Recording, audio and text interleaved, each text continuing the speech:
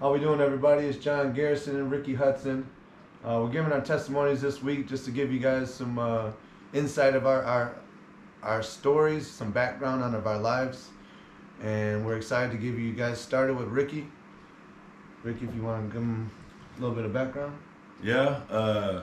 So this is basically going to be my testimony. I'm going to try to keep it as short as possible, not extend it as long. I felt like it was kind of a process for me to come to where I was at to where I am now. Yeah. I guess I'll start the first time I actually gave my life to God. Like, gotcha. I can't do this anymore. I needed help, dude. I was working 3 jobs. I think I mentioned last time I got put on a CPAP machine in the hospital, and my daughter was probably about a month old. Like, man, I'm gonna keep doing this. Yeah. Like, that's how I'm gonna keep doing this. Like, I can't even do it. I'm struggling.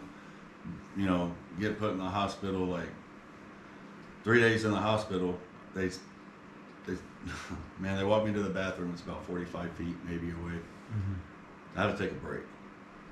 That's how bad my lungs were. And they actually told me, even if I wasn't smoking cigarettes like I was, because I was probably still smoking a pack a day at that point, that I was going to end up in there. Like, I was just running myself ragged, trying to do it by myself. I can do it I can take care of my family. You know what I mean? Yeah. And that was the first time I had given my life to God. And believe it or not, I didn't like just start immediately getting better, right? Because the path I was on, that was already a road that was continued. Like, you got to continue down that path for a certain amount of time. I feel like after you give your life to God, for Him to start kind of rearranging things in life for you, before your life starts getting better. But it was kind of like a continued struggle, because at that point in your life, like, you don't have that help. It's just a struggle the whole time. You don't know what to do. So after I gave my life to God, I just tried to focus on myself and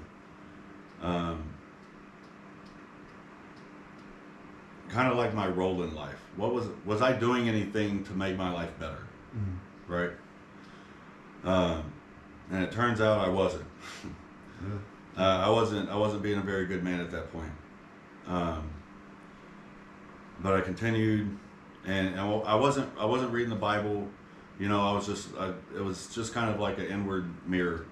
I was doing, and realizing how I was at that point to how I thought I was going to be as a young kid, who I was going to grow into be a man. And so me and my wife were separated at that point. We ended up getting back together barely before the paperwork went through for a divorce. So God stopped the divorce. It's my firm belief, if I didn't give my life to Him at that point, that me and my wife still to this day wouldn't be together. Marriage can be a tricky thing sometimes, right? Absolutely. And I didn't necessarily have a guidance to look at necessarily, I feel like. And so we get back together, end up moving basically across the country. And we start going to church when we get here. She grew up going to a church here. Good. Just things started, like, our relationship started getting better. Like, the pressure I felt to take care of my family, because it wasn't me anymore, it was God. So the relief I got on our financial situations, how are we going to afford it, all of that, like, just all of that was just like a weight lifted. Like, if you can truly give your life to God and give everything to Him, and make Him your responsibility, which obviously we're human, we err, we can't always do that. It's hard. But you'll see how He'll start changing you. I constantly beg, like, whatever isn't of you, take out of me, and only put in what is of you. Like, mold me, put me in that furnace, change me how you want me. Hopefully I can recognize that and walk that path. Right? And everything wasn't perfect just because I gave my life to God and I started going to church, and you know what I mean. Yeah. And my life started getting better, but 2 or 3 years after here, I gave my life to Jesus. Somebody told me to start the New Testament, because I had read the Bible, like, I picked it up, I don't know, a dozen times, you know, and open up at the beginning, and you start reading lineages, and you're like, what am I learning about who's? Got You know what I mean? Got it. I didn't feel like there was any help there, so I always put it down. Right. A new person to the Bible doesn't really realize, and I'm almost done actually, but you don't realize that it takes a minute to actually get into the stories. Yeah. Right. So somebody told me to start in the New Testament. I started in the New Testament, and one of the things I did after I gave my life to Jesus, I started reading the New Testament. Is I got a notepad, and anything that pertained to a husband, father, brother, employee, friend, neighbor, anything, churchgoer, community member, however you want to put it, how was I being compared to what Jesus was teaching? Yeah. Right? Yeah. And I started seeing how he was trying to teach us of how to overcome anything basically from a loving heart in a loving way. Yeah. Right? And so it was just undoubt. Like that was the move to go. Yeah. And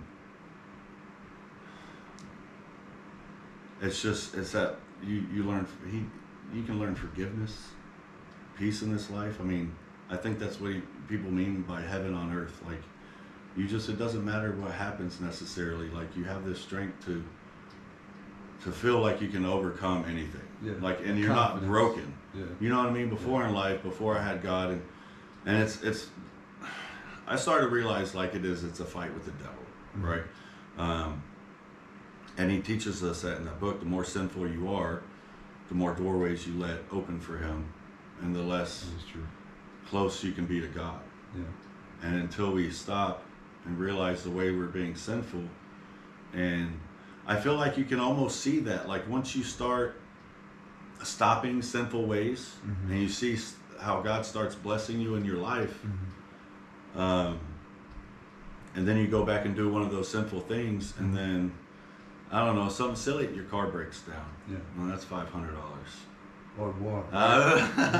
You know what I mean? Yeah. So, and the tough times, the tough struggles, the times like I don't really ever feel alone anymore. Gotcha. In life, like it's the best thing that's ever happened. It saved me and my wife's marriage, dude. Like I feel like it even saved a piece of me. Like I don't even, like I said, this is a continuous path. I'm still on it. You know, I still don't feel like I'm fully healed. Yeah. But I know he's working on it. It's the expectations we get to have, because he tells us, and we're allowed to have those expectations. Asking my son's name. Well, now I know if you're asking, but you're not asking in the son's name. Yeah. You know? And so I mean, it just makes my heart happy that I was able to accept Christ and speak out about it and let people know he can do it for anybody. Exactly. He can do it for anybody. For sure. It's a beautiful feeling.